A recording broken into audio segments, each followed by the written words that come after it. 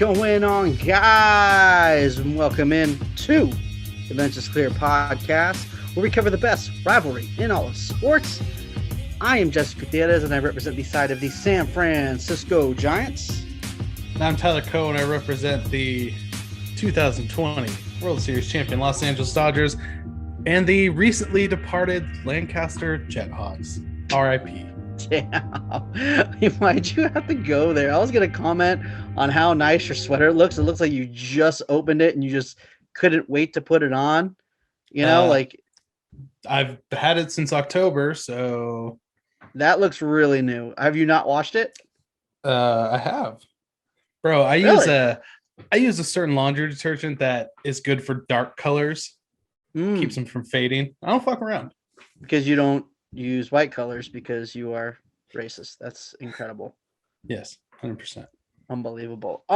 So this episode is a little bit different. We do have two separate episodes because I'm sure we're going to do deep dives and predictions on today's episode on the 26-man opening day rosters. But we do have to address something. It's coming from a Jeff Passan. MLB attempts to crack down on foreign substances are outlined in a memo obtained by ESPN. Okay, increased monitoring of compliance officers. What the fuck's a compliance officer? Okay, we're just gonna act like we know what that means. Apparently, inspections of baseballs taken out of play that will use a third-party lab to check for substances. Spin rate analysis. So a lot of people have been going crazy about that last checker mark, right? Because they're saying if you've been able to use it before and your spin rate's been good, you're all right. But if you want to just start using it now, then that's a problem. But every single time something gets in the dirt, they get thrown. A ball gets thrown back. So we're talking like 50 plus balls. Yeah. So every game. Yeah. So I don't know how they're really trying to crack down on this, and I feel like the lasting spin rate analysis that's not going to do shit, but they're getting a hold of these balls, and if they really want to crack down on it, they can, or this is just I don't know what would you call this, like a a scare fake tactic. Yeah, false flag attack. Not even. There we go. False flag. They could be like, "Hey, we're gonna check," and like the WandaVision meme, like they're not gonna check. I don't know that would exactly be how MLB scare feels tactic, about not a false flag, by the way. What a scare tactic would be like, "Hey, we're gonna do all the stuff. Don't do it," hoping that they don't do it. I'm saying, what if they're saying they're gonna do it? And I know, but what if they might or they might not? But either way, it should scare people enough to not do it and not want to get caught. A little bit more on these compliance officers. These are the guys that will monitor dugouts, clubhouse, tunnels, batting cages, and bullpens. They will take random sample of balls to lab and will search for substances themselves. So, that's just a little update on that. But you know whose fault this is? Whose fault? Trevor Bauer's fault. Trevor Bauer's. Trevor Bauer went on his YouTube channel, yeah, and he talked about his uniform violation in spring training and how he's coming for Rob Manfred, and now my boy Rob is bringing the hammer down on him, and it's not going to be good. Which is weird, right? Because he accused the Astros of doing it, right, way back when, and was saying that it needed to be cleaned up, and he wanted it investigated. But he's been very, I guess, not very secretive of that he's been using it the past couple of years. So, maybe he was just like, fuck it, everyone else is doing it. I'm going to get on this bandwagon too. Right. I don't know if that means he's going to stop using it now or what that means. Well, I guess we'll the find other out. thing is, what's going to be the penalty? What happens if you get caught? There isn't anything. Is it going to be like a warning, then a suspension? It's certainly not going to be anything crazy like the PED suspensions, but no, I feel like, I don't know. I feel like this is an impossible task because then you're going to be warning potentially half the league, suspending guys from every team because everyone's doing it. I don't know. I just don't think this is the hill to die on for Major League Baseball. Yeah, or maybe just try to take care of it quietly. Sure. That would probably be the best thing for baseball. But then you have guys like Trevor Bauer. If you're trying to do it quietly, he's going to blow up your spot. That's completely true. On You're the internet 100% for everyone right. to see. Yeah. So maybe this is kind of Bauer fucked up the game. So now they're just putting shit out there because they know it's going to get out there eventually. Yeah, that's true. I mean, I did see an interesting tweet from Trevor Plouffe when he was talking about if 80% of batters' bats were corked, then pitchers would be having a bitch fit and all this kind of shit. And I think he kind of has a point. I think this game tends to make a lot of rules that favor the pitcher, and I don't know. I just like that. How would you compare the Astros cheating scandal to this? Would you say it's the same? Would you say it is? No, it's a little not even close. It's not even close. Really? Because the whole pitching thing, it's kind of it's kind of like an unwritten rule that everyone knows about is some guys are going to use it and some guys aren't. But I guarantee you there's at least one guy on every single major league team that's using it. Okay. It's not this whole secret, like one organization is using it for an advantage. Okay. If everyone's doing it, it's a fair game. But it's a little unfair to hitters. I get what you're saying. It is different because it's unfair to hitters of every team. That's the difference. Exactly. But I think now when, teams are only paying money for certain things, I think a lot of hitters are kind of like, wait, hold the fuck up. Like, we're kind of at a disadvantage and you're not paying us. Like, we need that disadvantage taken away as a whole. So I do understand. I do agree with you now that it is different. Donnie Barrels, home run, boom, bitch. The Nelson Lamet, bitch. I don't give a fuck. But man, awesome. It's almost like these games don't count still. No, my man Donnie Barrels is pissed off that they gypped him out of like $600K of arbitration. He's been on a tear. That's my guy. Back to reality. I just, dude, I don't know. Like, I feel like we should be maybe not as upset because I didn't see it the way you were saying it about just being one organization. I think we should be a little bit more upset about this. I think that it should be cleaned up. I understand that there's probably a pitcher on every team who's using it, but it needs to be cleaned up. If we're going to act like PEDs were the worst thing, we're going to act like the Astros cheating scandal was the worst thing. Obviously different levels, but then we need to clean it up on all ends. I think it's a step towards the right direction, but unfortunately in baseball, you were right. You can't do anything secret because someone like Trevor Bauer is going to put you on blast. Well, also maybe this is their way to make the game exciting again, to bring back more offense because, they juiced the balls. Then people found out about that and got pissed. So maybe this is more of a legitimate way to produce more offense by putting the pitchers. True. I don't want to say putting the pitchers it's putting the pitchers at a disadvantage in the sense taking that away their advantage. Yeah. Right. Well, because they're unfair advantage. They're accustomed to using that now, but it's more or less evening the playing field. But maybe this is their idea to, add half a run on average at the end of the year per game. Yeah. But how are you going to add more? And we need to shave off 5 more minutes. It's the most important thing. Yeah, that's what I'm saying. How are you going to add more offense, but then want to shorten the game? Like, as far as minutes, like, I understand. Dude, let's just get rid of outs. You just get 3 batters an inning, and that's it. That's it. Hour and a half game. Problem solved. That's a good idea. Damn, that sounds like a good idea for a bananas like double header or something like that. That wouldn't be bad.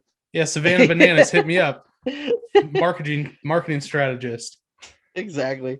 We got a great guest to discuss this Giants roster and the different moves that we think we're going to make, especially in light of all the things that have been coming out, the options and the possible injuries. And I would like to welcome into the Benches Clear podcast, good friend of the pod, our buddy Brooks Knudsen. He covers the Giants on the Twitter page SFGiants, the original Giants Twitter. How's it going, man? Yo, what's happening, guys? Thanks for having me on. Like you said, I been covering the Giants for what 8-something years now at SFGiants fans on Twitter. Just another year, another season to look forward to, and just happy to be on with you guys talking ball on the only rivalry in baseball is this right here. Giants Dodgers. Right. Yes, despite the narrative everyone's trying to create, the only rivalry in the NL West. I really want. That's the thing, dude. It's really crazy because I think Brooks. I feel like we're on the same. Like we know where the Giants are, right? In no way do we think that they are going to win the division. And you want to root for the Padres, just because they'll be taking down the Dodgers, but at the same time. Fuck, dude, they make it a little difficult sometimes. Man, I've been a Giants fan too long to even root for the Padres. Sorry, it's like not even. Yeah. And they're the ones that act like they've been there before. It's so easy for everyone to forget that who was in last place in 2019, the last full season. It was the Padres, the last place team. So yeah, but the Padres won a playoff series last year. I don't know if you heard. So they won. There's the parade is still going on. I was gonna say the celebrating hasn't stopped. The rap music is flowing. The original rap music is flowing. Yeah, I believe their rap song that they made. What was it again? Padre Slam Love, Diego. How could you forget it? It was number one in the country. Diego Love. Oh, see, now it's gonna be what I hear when I'm going to sleep at night. I'm like, Slam Diego. Oh yeah, they're probably gonna have some royalty fights coming, some copyright coming after them after that song. No, I'm just kidding. I sure hope so. Yeah. Fuck those guys. Speaking of the Padres, Giants are playing the Padres tonight, and they're going to be playing them twice in the first month. So that's going to be the early battle that we'll see in the NL West is Giants Padres. I think they don't even play the Dodgers until mid-May. That's like every year. Play the Dodgers in the opening series or second series, I feel like, and this year it's like and that's what like really kicks it off. It just gets you like fucking amped. A quarter of the season, 40 games until they finally play the Giants Dodgers matchup. So that's going to be who knows if we'll be able to go. Yeah, exactly. I'm trying to get tickets. I'm trying because that's going to be like the weekend after my birthday. So we're trying to go up to Oracle. But it's so hard to figure out who's doing the single game tickets and how they're doing it, because the Dodgers are doing it one way and and the resale market is stupid. I'm not even going to attempt that. So we'll see. I think your best bet is to literally buy them a couple days before. Right. Just don't even not pay the $6,000 per ticket for a bleacher seat.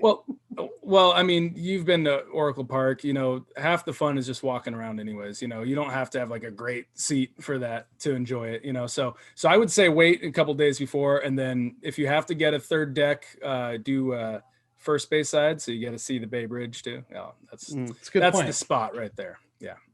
Good point. That's a good and then you get to make sure to get those garlic fries, Tyler, because the weak ass garlic fries at Dodger Stadium are just embarrassing. Yeah, and if you want to see Yastrzemski hit a bomb into the Cove, you'll have a great view of it too. Gang, gang. I doubt it. Boom. So on that's this our Giants one guy roster, that can bro. Yeah, that's right. Shit. But yeah, so back to this Giants roster. I want to say there's a lot of question marks, but really nah. I mean, when it comes to like, the position players, I'm not sure exactly who you have, especially because things have changed. And it seems like, I don't know, we haven't got an official word, but it just feels like Belt's not going to be there opening day. I mean, even if he is opening day, I don't even want him in the lineup. It's going to be nothing but lefties against the Mariners, that opening series. And it's like, I mean, Belt is at this point in his career mashes right-handed pitching and hope he gets a walk against lefties because he cannot figure it out. And it's, nothing against the guy. It is what it is. But obviously he had like 1100 OPS against right-handed pitching last year, which was like, that is what I think we've all been, waiting to see out of Belt. Anytime a lefty was on the mound, and there's not that many lefties in the division, right? They only played the West last year, right? So So he didn't have that many at bats against lefties, and when he was out there, the numbers were not great. Less than I think he had like a 80 something WRC plus, so he wasn't really getting it done. So, anyways, even if he is healthy, it's like, they have Wilmer Flores, give him the 3 starts at first base for it. That's my money there.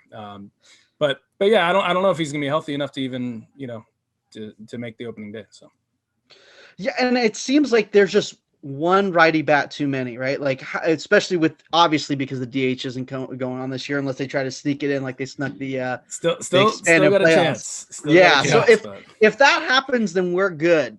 But if not, it just seems like, I mean, the Solano, Flores, and Ruff, like, it just seems like they should, I don't know, like, what are they like? No one's gonna get enough plate appearances, I don't think.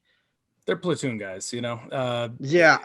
Especially for Kapler and, Farhan pulling the strings. This is what they want. This is what the Dodgers have been doing for years. Kike will hit two bombs, and then they will bench him the next day because, there's right-hander on the mound. And you're going, what is Dave doing? But like, they just stick to the plan, and obviously I know Kike's not on the team anymore, but that is in our most recent seeing that. Well, you'll know this, Tyler. You get attached to the guys on your team when you win. When that team never wins anything, hey, whatever, like Puig, you're not missing Puig that much. He never helped you. Yeah, but growing up as a child and never seeing them do anything, you still get attached to guys, and they never want a damn thing until, I was a teenager when they started getting to the NLCS and just losing to the Phillies back-to-back years. So yeah, but you're not attached, what you're saying. You're not attached like Curtis Granderson or something. You know what I mean? Like, no. He was like, that guy was around for a little bit and they didn't win. So I forgot about that. Guy.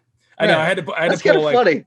Yeah, just like Jeff Kent was a Dodger for a decent while, and I hate Jeff Kent. And he wasn't a bad player for the Dodgers, but I just hate him. Yeah, and that's the way it's always going to be. And I see your point, though. I mean, I'm sure you still got a warm spot for Manny, right? Manny Ramirez. So, not really. So because you guys, because they didn't help you win. Well, there you go. There it is. It must be that then. So we get all attached to like, Mike Morse because he, helped us win. Yes, and, for sure. Pat the Bat was only around for 2 seasons, but he's like a legend in San Francisco, So the way we think of Juan Uribe is differently than how you think of Juan Uribe, although he did, take down the Braves, obviously. Juan Uribe totally redeemed himself in one season, specifically one postseason. One at bat. Yeah. Right. One pitch. Yeah. And Kimbrel's in the bullpen like, I wish I was pitching. Yeah, right. Anyway, so I just wanted to mention that part of it where, you lose guys like Jock and Kike, for example, and you're going, damn, those were our guys that helped us win. So now you finally are getting to experience a little bit of that, because we've seen our guys go, and it's like, damn, that guy was part of the championship. Yeah. So, we're gonna have to deal with that next year because obviously the Belt Posey Crawl thing next year is gonna. I mean, you want to think that because off the top of your head, you think one of them's gonna stay, but they like Belt's like on base percentage so much where I think it might even be a possibility that they re-sign him.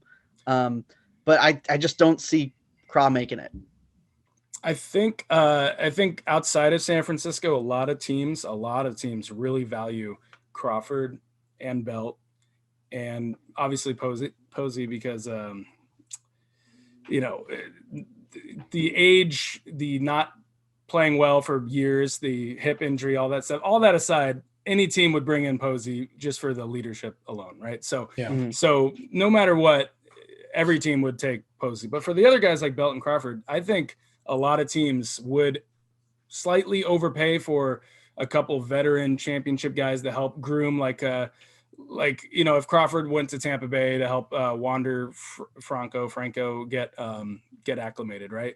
On a 1-year deal. Or actually, I kind of see Crawford going to the Angels specifically. I just see like that being a perfect setup for him. They like their older guys too, right? Pujols will finally be out, and Crawford will come in as Zach Cozart 2.0. Exactly.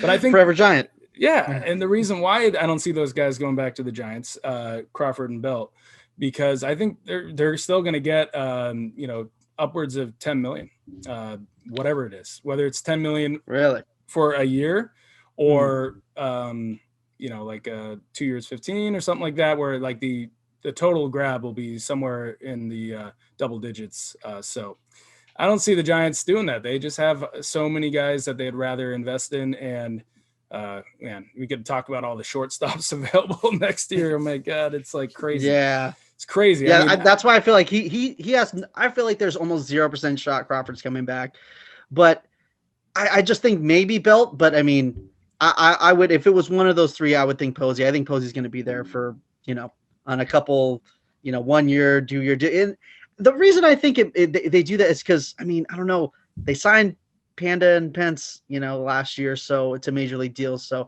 I feel like it's a possibility.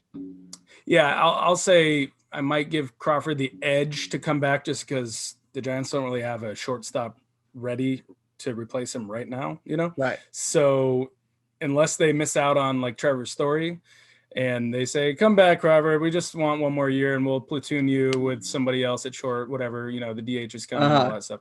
But, Belt, I think Belt is a player that it will definitely be wearing a different jersey next year. But that's just me. So.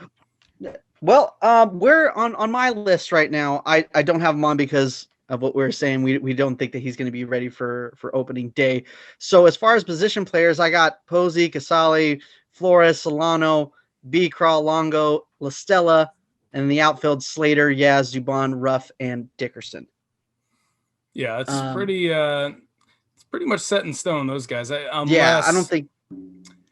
Unless they trade Darren Ruff like super quickly here, I think they like Ruff at least a platoon with Dickerson for the first part of the season. But Ramos is kind of waiting around. He's just kind of exactly.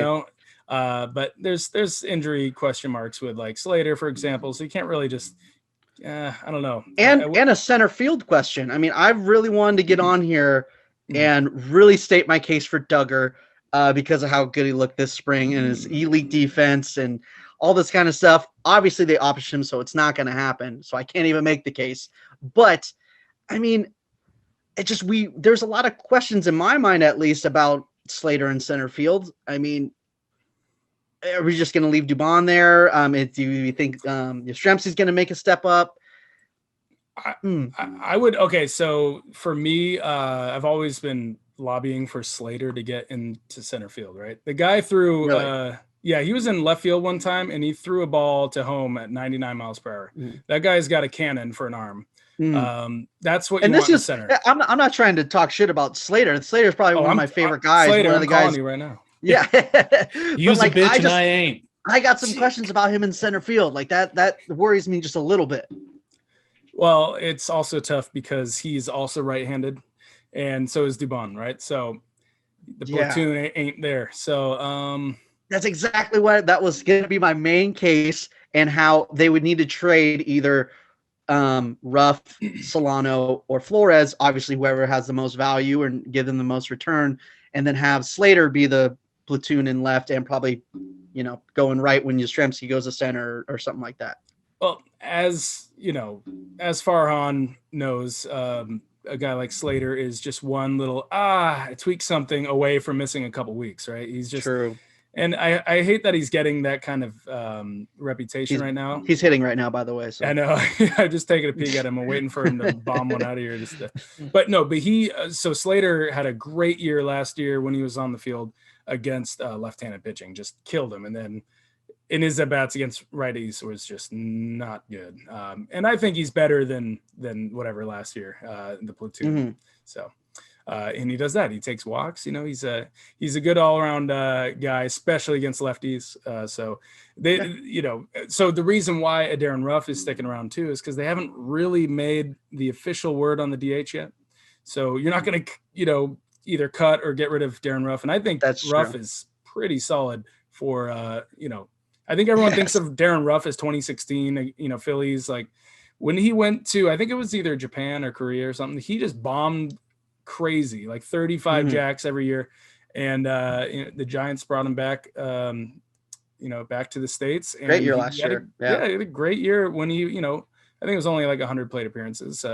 Take what you can get out of that. But Yeah, I'm just at this point, they don't need to lose any depth this early, just off of potentially like this guy against the Mariners, this guy against the Padres. You can't be doing that. You just need to keep all these guys. No, definitely. And that's why Vossler got optioned, because he has minor league options available. Right. They're going to use them. Name of the game.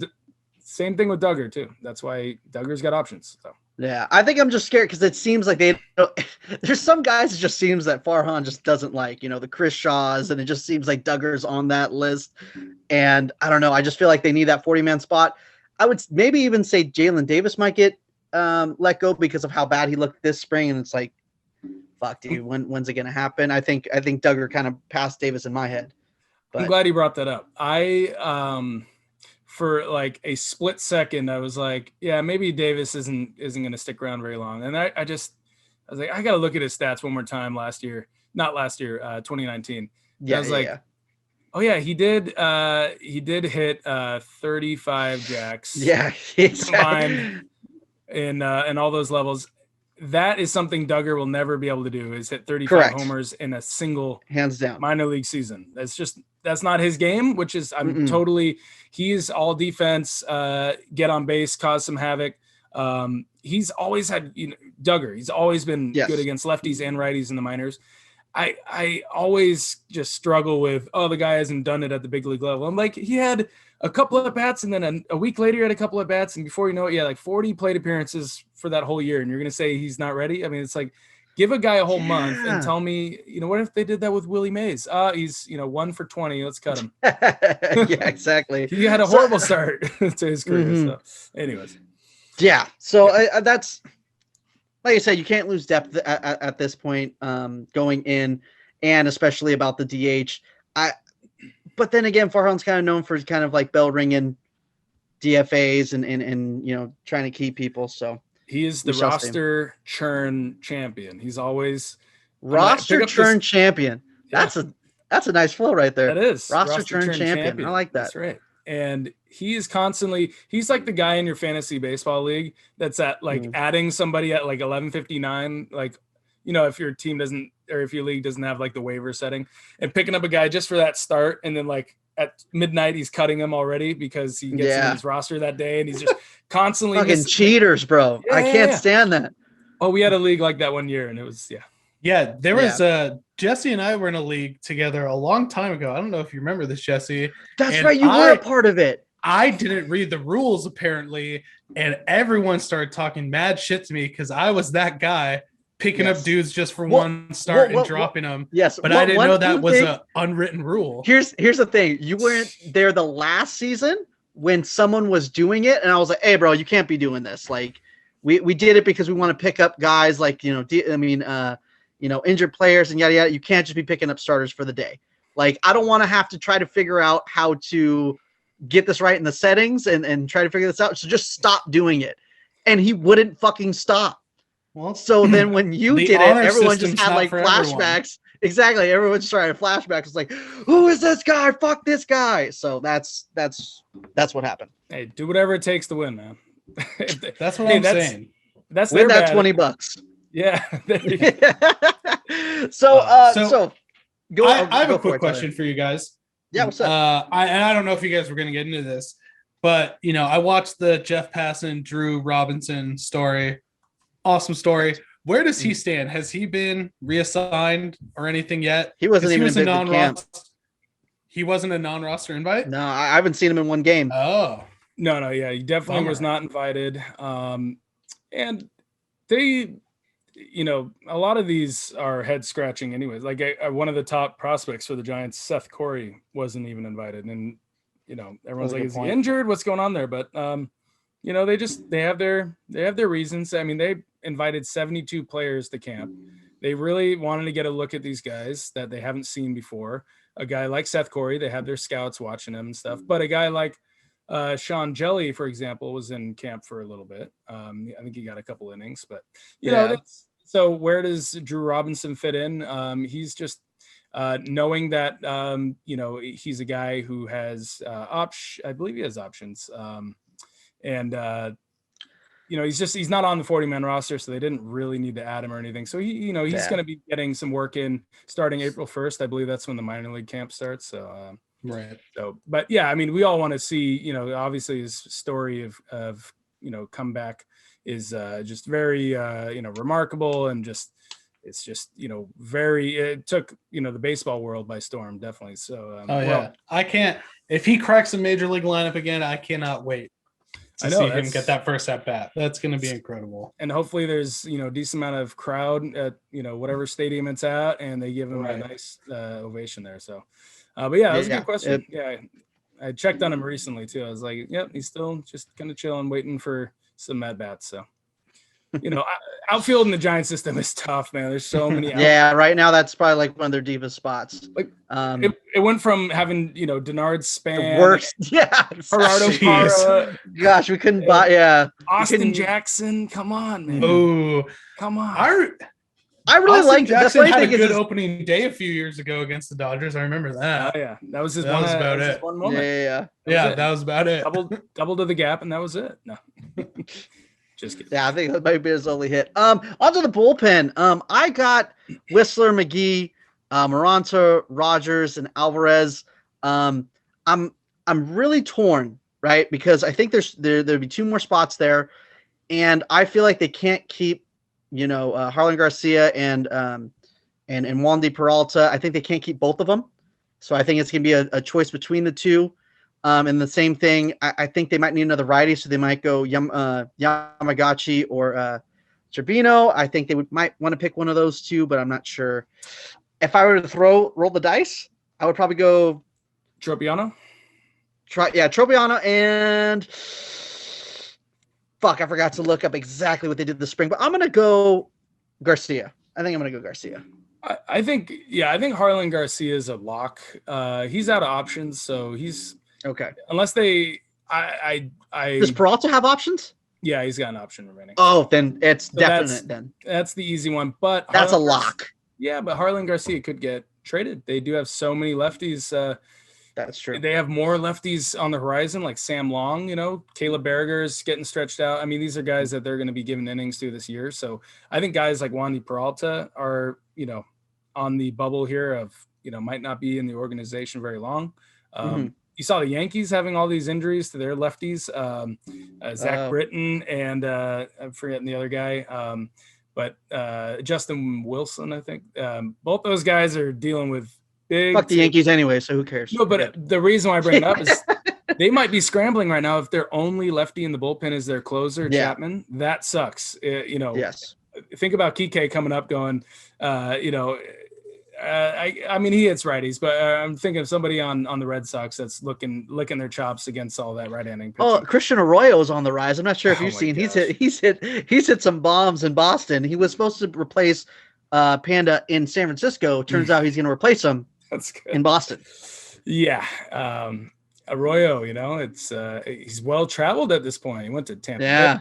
Cleveland, went to Boston, left Boston, back to Boston. I think. I like the kid. I never thought he was going to be a long-term solution for the Giants, but anyways, they got Longoria out of him, and he's been giving them 4+ wins over the last few years. So I think that's more than the Royal could have done. But going back to your bullpen question, Sam Selman got optioned today. So Selman was the one that I was like, oh, Selman's in. That was one of my locks, but then. I guess I just didn't notice how bad of a spring he did, and that he has options. Yeah, recipe for getting optioned. It's not even a bad performance thing. He has those options. They're exactly. They're right now. What this tells me is that it's not that Selman. Selman's going to be up. Probably in the second week or something. Just right now, they're saying we're going to option you now, and this is a clear shot that they're going to add a guy like Tropiano. He's not currently on the 40-man roster, so they're gonna not only do they need to give him a 40 spot, but they also need to give him a spot on the 26-man roster. So the 40-man, I think it would be either a drop of the guy they just got from where they get him from.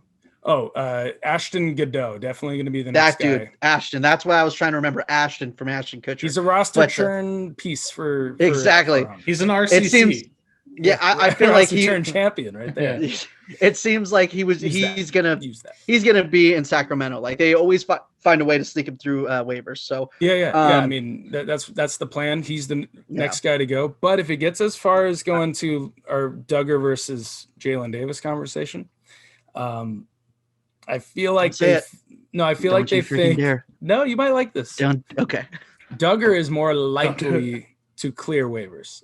Jalen Davis is more likely to get snatched up by the Orioles or whoever. This guy hit 35 jacks last year. Yes, he has a contact problem, but so do a lot of those 35 bomb guys. They close their eyes, they swing, and the ball goes 500 feet, or they're out of here. So, anyways. Again, I like Jalen Davis, but at the same time, he looks bad, and Duggar looks really good. Which means he needs AAA confidence, baby. He needs to go down to Sac and slug him up, man, and then get called up. Yeah. But they don't even need Davis to come up anytime soon. He's got a couple options. He can be in the organization for the next 4 years. They don't have to get rid of him and make a decision on him right now. But I think they need to – and this actually ties into the bullpen because, like we were saying, they need to create roster spots for these guys. They need to find a way to add like a Tropiano, Shun Yamaguchi, like you mentioned, that aren't currently on the roster. Mm-hmm. So they might have to designate either Duggar or Davis for assignment. I think if they designate Duggar, he's going to slip through waivers because people are going to go, this guy doesn't hit for power. He hasn't been on base at all, and he doesn't really steal many bags. What can he do? Well, he plays pretty good defense. Is some team going to give him a spot on their roster right now? I don't know. I don't see it. So I think he slips through.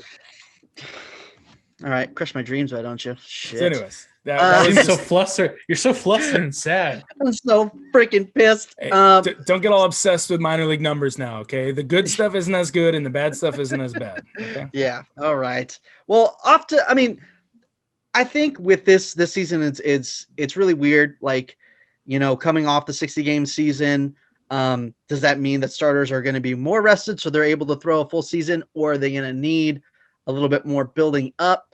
I think it seems like they're looking for ways to build guys up. They've talked about 6-man rotations, but I think it just came out that they are going to do a 5-man rotation on Twitter. I think I saw, maybe I'm mistaken, but I had this idea, right?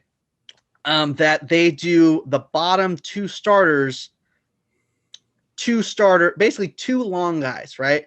2 guys pitching 4 or 5 innings.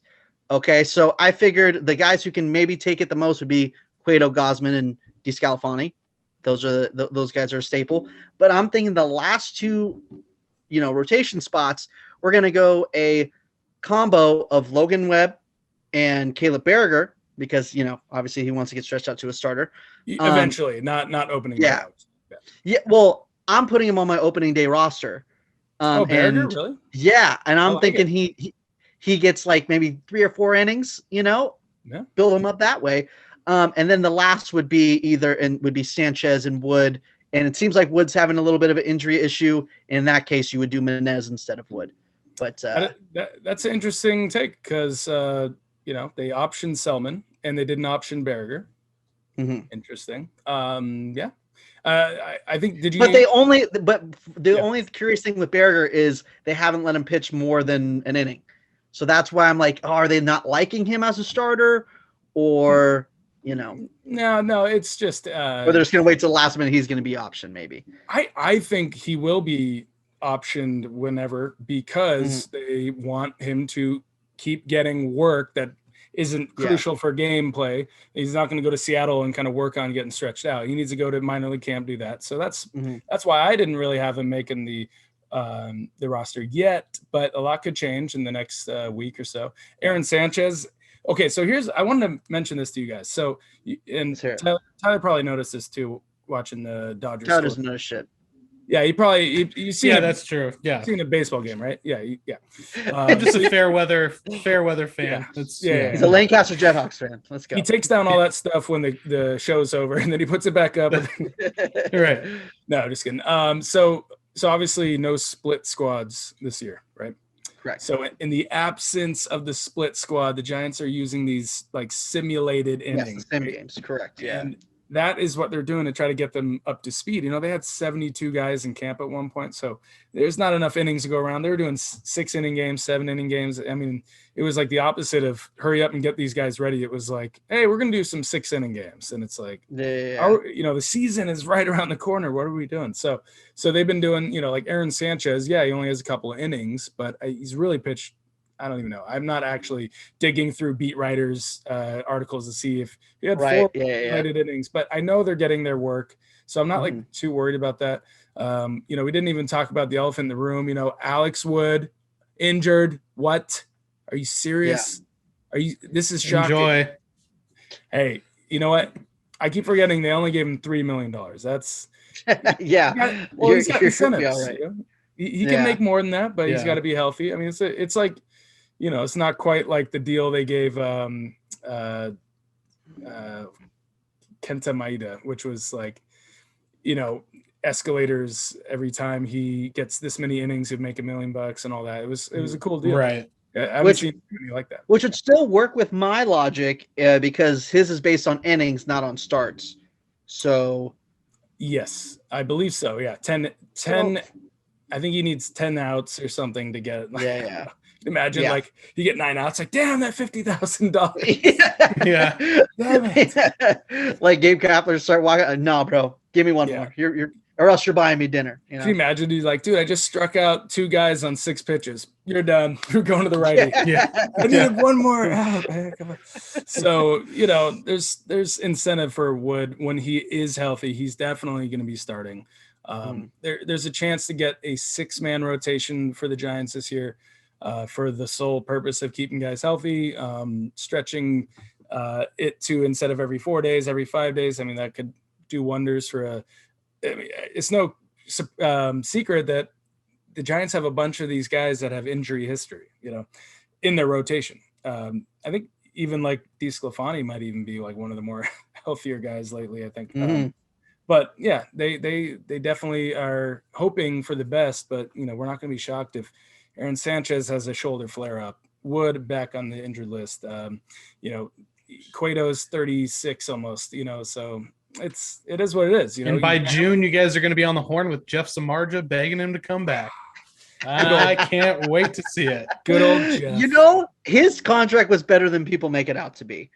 I feel like. I mean, last year was terrible.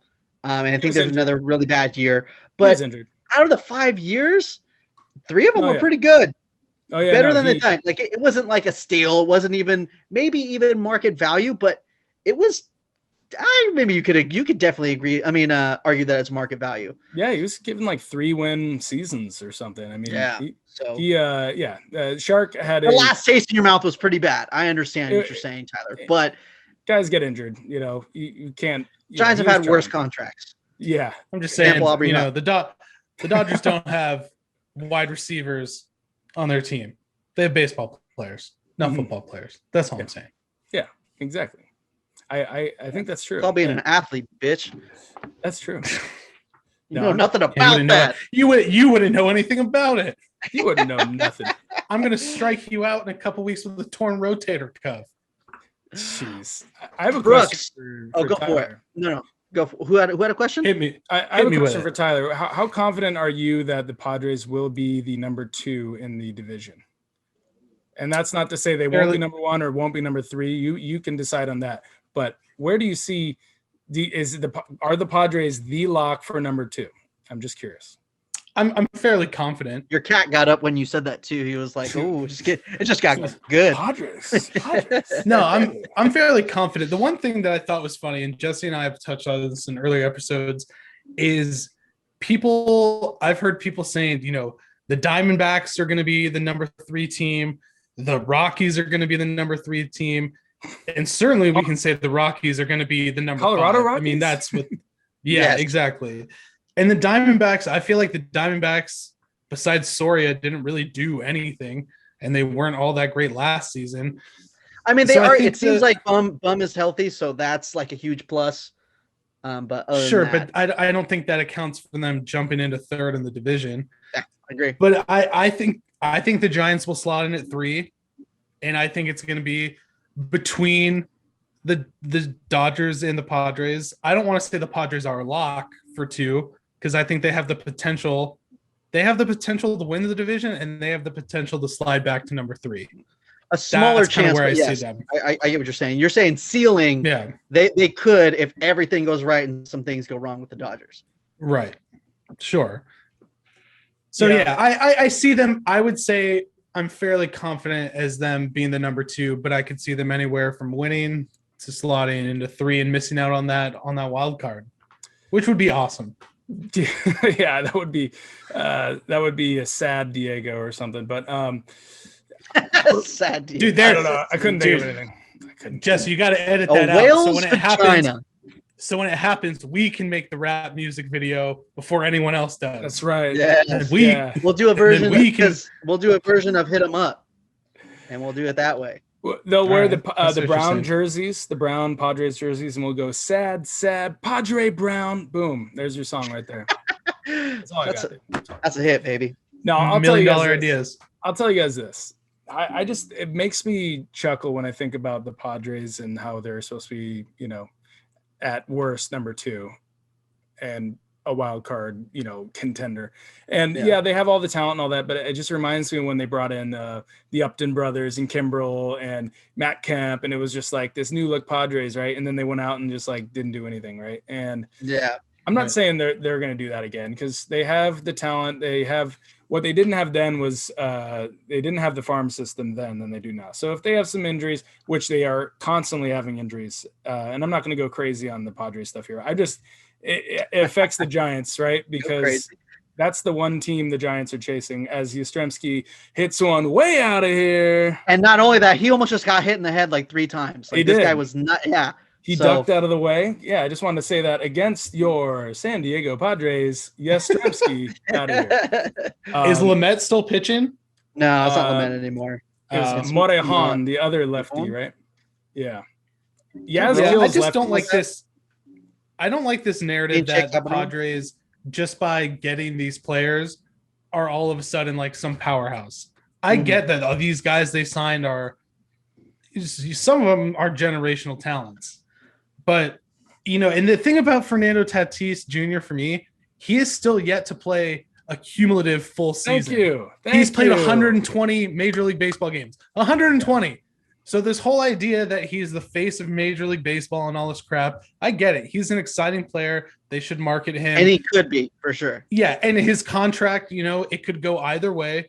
But the idea that he is like what's going to take them over the hump, I'm not buying it until he proves something to me. The only difference to me is that they did prove it in the 60-game season that they can be very good. Does that mean that it's big a lock for this year? No, but it's more than, what they did. And I forgot what year that was. Fuck, what year was that? Like, it was like 2015 or something. Yeah, because it was like the year after I got tired of seeing the Giants on the Royals. Yeah. So, exactly. So, like, if that's what makes it a little different, but they kind of have a little bit of a hole in their bullpen. I mean, I feel like Yon hasn't done that great for the Padres. So, a good team with a shitty bullpen, that could just, I could take away so many wins. So the Giants have what they don't have. The Giants have tons and tons of left-handed depth in the bullpen. And the Padres have, I think, Tim Hill and Drew Pomeranz, who, let's not forget, Pomeranz is usually always on the injured list, off and on. So could happen. Just saying. I'm not trying to be like, injuries and the depth to cover those injuries is the name of the game in 2021 and beyond. It's the formula for competing. If you want to compete, win, and be an actual contender, you need to have your depth pieces be as good as like the bottom half of the league starters. You need to have guys that are like, Tatis went down, so we have like, we'll just slide Machado over to short and we'll bring up our top third base prospect, whatever, and they don't miss a beat or something like that. So that is where I'm seeing a lack of depth for the Padres, right? I mean, they were hoping Clevenger wouldn't get Tommy John surgery, and like right after they signed him, like the same day he got TJ. They have all these guys on the shelf. They got Lamet, who's Lamet's going down. Like there's no the elbows. That's at what point? Yeah. And I'm not wishing any injuries on people. I'm just trying to go with more like narratives unless he shakes the I'm injured all the time thing. So going back to it, the Padres, I just laugh when everyone's like, Padres definitely number 2, or maybe win the division. We'll see. I'm second like, best team in baseball. That's where they're listed as right now. Second best team in baseball. At this point, I want to not only see it, but I want them to make it a statement. If they want to do something, give the Dodgers an actual fight this year for the division instead of I don't even think they're not even the second best team in the National League. I think the Braves are a better team. Braves are underrated. Than the Padres. Well, all the ratings have the Padres number 2. And I think that's the thing that the Giants are missing is we don't have our Tatis, we don't have our star player, but our depth is fucking there and pretty much everywhere. I'll say this though, it's funny how we talk about Joey Bart's gonna be that guy though. What's up? No, I mean, we have plenty of good guys coming up in the horizon. That's not gonna, help us win any battles tomorrow. But I do want to say it's funny how we talk about Tatis like this. I'm the most impressed because he's only 22, right? That's the most impressive part. Right. But it's funny that Yaz, right? Our guy Yaz has 161 games played or something like that, and Tatis 120. Tyler said, right? They put up very similar numbers, and it's funny that Yaz makes $600,000 and Tatis just signed 340. I think it was 340. So Yastrzemski's 29 years old, I think almost 30. One of those, he's about to be 30 at least. I get what you're saying. He is 30. He's guy. 30. Okay. It's just sad to me though that Yaz is he's gonna live his whole baseball life. He doesn't become a free agent until he's like 35 or something. So it's like, so he's gonna make a couple $1 million, and Tatis is gonna make 340 mil, and they're gonna finish playing baseball at the same age. I just think it's crazy. Yeah. and who knows who's gonna have the better career? Well, obviously Tatis should have the longevity. Obviously, you never know. I want to say it's I mean, come on. He could be Dominic Brown. He's 20. Yes. He could be Dominic Brown. He could be Yasmani Tomas. He could be Rusney Castillo. I could just keep going, man. I could keep going. There's a lot of hype guys. So anyone watching this is going to go, well, this guy Brooks is an idiot because he thinks Tatis is going to be a horrible player. I'm not saying that, but I'm just saying I agree with Tyler. He hasn't done enough for me, though. Right. I think we both predicted that his contract would end up being a steal. Because we just believe in him. I believe that shit's real, and especially because how young he is. But I can completely see how it can be a downturn. I mean, he could have a terrible season, stuff gets in his head, and then it's just downhill from there. I think Tatis's agent should win like a Nobel Prize or something. Can you imagine being on the phone? Yeah, right. And Tatis is like, 220 or 240 million, let's go, baby. And they're like, no, Fernando, we said 340. He's like, oh, 340. Hell yeah. I would have done it for 240. Exactly. Yeah, it's crazy how those negotiations must have won, because I feel like if I were, Padres front office, it's like, okay, 120 games. That's all I'm looking at is 120 games. I need so much more. And he's under team control for 4 more years. Yeah, we're just going to wait. Yeah, you know what they said? They said, hey, Fernando, we're going to pay you for the games you already played. So you get $3 million per game played. Here you go. And he's like, oh, thanks. So anything you do for us in the future, it's guaranteed money. This isn't like football where, he sucks and then, out of 340 million, it's only 115 million guaranteed or some, that would be a whole different story. But this guy just literally got the check. He got the bag. He's good to go. He can go ahead and go 0 for 600 this year, and it doesn't matter. He still gets the money. It's crazy. Right. And it will cripple the Padres organization for over a decade. Which how amazing would that be? Oh my gosh. And the entire Padres farm system will make like a combined like $100,000 this year for all players. That's a whole other conversation. But, But I mean, the thing that I think about when I think about the Padres, and we'll get back on track with talking about the Padres in a second. But when you talk, we're just with a hater. What's that thing on Chappelle's show? The haters ball. It's a mutual. Yeah, player haters ball. We're just hating on them. Yeah. This is the only thing us three can bond over because we don't have common interests except this mutual hatred. Exactly. I think about like when the whole Matt Kemp thing, when they went out and got Matt Kemp and they were trying to build this team that eventually fell apart. It looked like it was kind of going that way when they went and got Jesus Christ, I just blanked on his name. Kimbrel. Oh my God. No, who's their James first baseman? Shields? Jesus Christ. Oh, Eric Hosmer.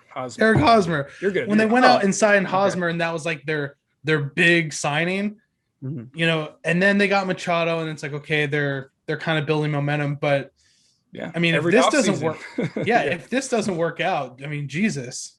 Because that Hosmer, I don't think the Hosmer signing was great. And I think the Machado signing will end up being, Yeah, decent. But and Will Myers, and like you said, $85 million or something. That's not chump change either. I mean, and their bullpen, Kirby Yates. Bullpen needs work. But I saw Kirby Yates. He's now gone, getting Tommy John. Yeah. Well, he's on the. I think he's on Blue Jays. He's Blue Jays. Yeah, he's on the Blue Jays. That's what I'm saying. Is they kind of lucked out in that sense where he's not going to play for the next at least 12 months. Yeah. So.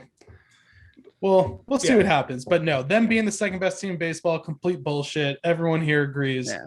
I just think it's hilarious when everyone just locks them in. So I'm deep down inside, I'm actually just hoping that you're right. It would be more funny actually if the Padres still got second place. The Giants are third, Dodgers are first, whatever. But the Padres don't make the playoffs because I actually think the sleeper in the entire league that no one's talking about is the Nationals. I think that pitching staff's just, if they're healthy, they can dominate. So Braves, obviously, everyone knows they're going to be great. So the NL East is going to be really tough this year. And the Mets, but they might just beat up on each other, though. That's the only problem. Yeah. I mean, people are really high on the Mets. I'm not sold on the Mets, but everyone else seems to be pretty high on them. I don't think they're going to even win their division. So the Mets are the East Coast. It's the Braves division to lose. Yeah, right. There you go. Yeah. There you go. Except for they won a pennant in the last 20 years, unlike the Padres. That's true. So. Shit. Anyways, I know we're just throwing punches today. I like it. Yeah, we said fuck the rosters, dude. We just need to talk shit about the Padres for however long. You talk about the Mets and the other tems over there. That's what I'm looking forward to a lot this year. We didn't get to see any of those guys last year. Yeah. So.